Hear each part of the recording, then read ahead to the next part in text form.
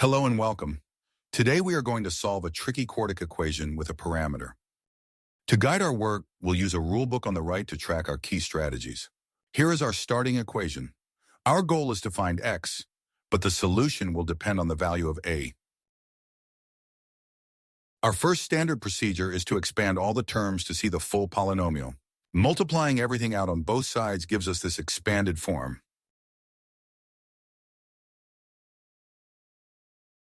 Next, we gather all terms on one side to set the equation to 0.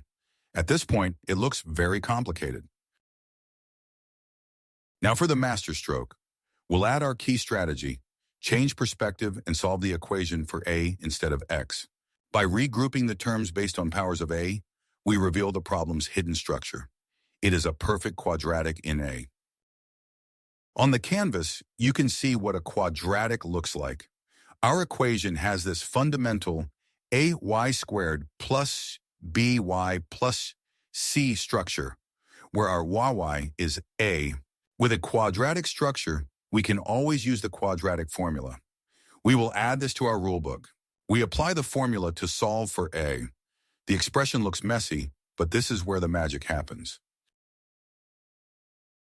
The part inside the square root, the discriminant, simplifies perfectly into a clean expression. This is the secret that makes the problem solvable. This breakthrough simplifies our complex problem into two much more manageable cases for a. Now that we have isolated the relationships, we'll add our next rule. Solve these resulting simpler equations. We can rearrange both cases back into standard quadratic equations, this time for our original variable, x.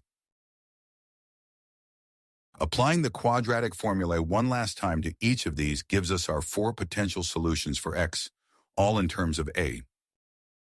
But are these solutions always real numbers?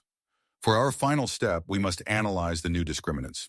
For the first pair of solutions to be real, the expression 4 minus 8a must be non-negative, which means a must be less than or equal to 1/2. For the second pair, 1 plus 8a must be non-negative, which means a must be greater than or equal to negative 1/8. The number line on the canvas visualizes these conditions.